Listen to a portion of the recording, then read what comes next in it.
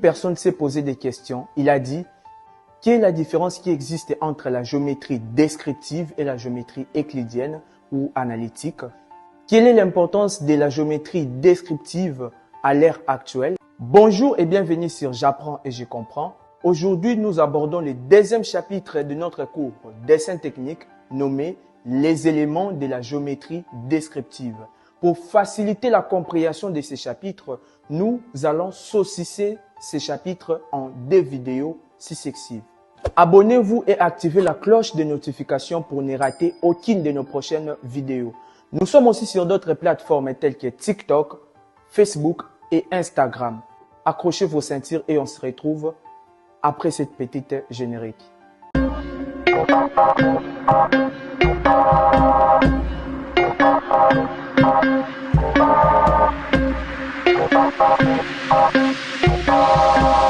Alors, pour ce deuxième chapitre, les éléments de la géométrie descriptive, nous allons voir les principes de la géométrie descriptive, la projection orthogonale, les deux plans de projection, les quatre dièdres, les points et la représentation du point, ainsi que les pires d'un point et sa cote et son éloignement.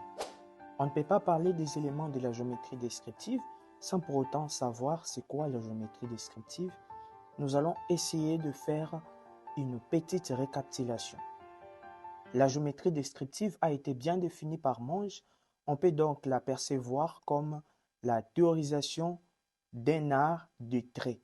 Il ne faut pas confondre entre la géométrie descriptive, qui est une géométrie pratique, et les géométries euclidiennes ou analytiques.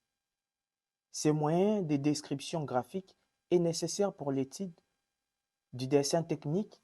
Elle représente aussi une rare discipline dont l'enseignement dans les écoles d'architecture persiste depuis le 19e siècle.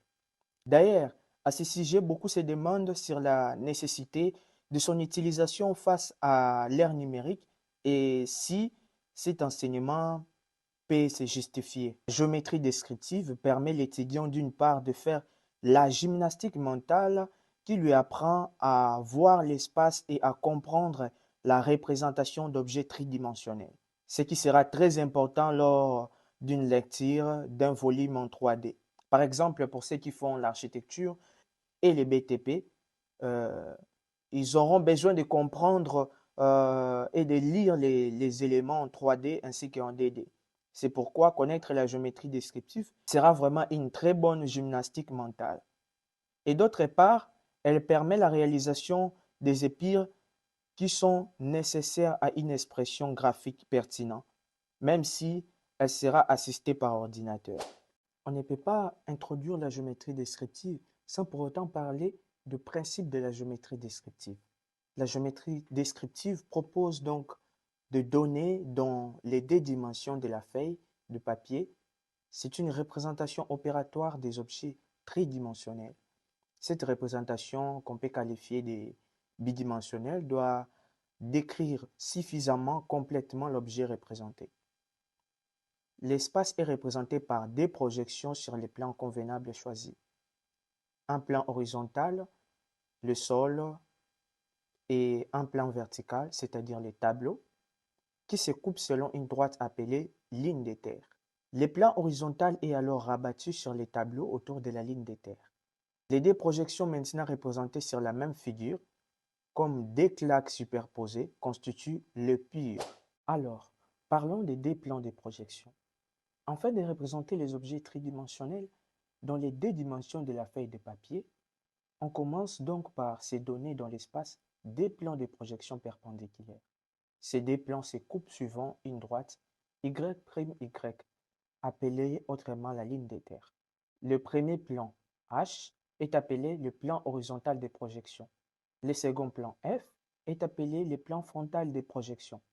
Ces deux plans découpent l'espace en quatre régions ou dièdres numérotés comme ci-dessous. Voici le premier dièdre, le deuxième dièdre, le troisième dièdre et le quatrième dièdre.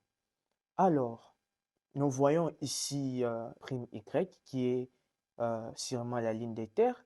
Nous voyons le plan F qui est le plan frontal des projections, qui est verticale ainsi que les plans horizontaux des projections qui est horizontale. Merci de nous avoir suivis jusqu'à la fin de cette vidéo. Et pour nous soutenir, n'hésitez pas à laisser un pouce bleu. Et si vous avez aimé la vidéo, partagez-les avec vos amis qui ont aussi envie d'apprendre et de comprendre. Des questions? Laissez-nous dans les commentaires et on se retrouve aux prochaines vidéos.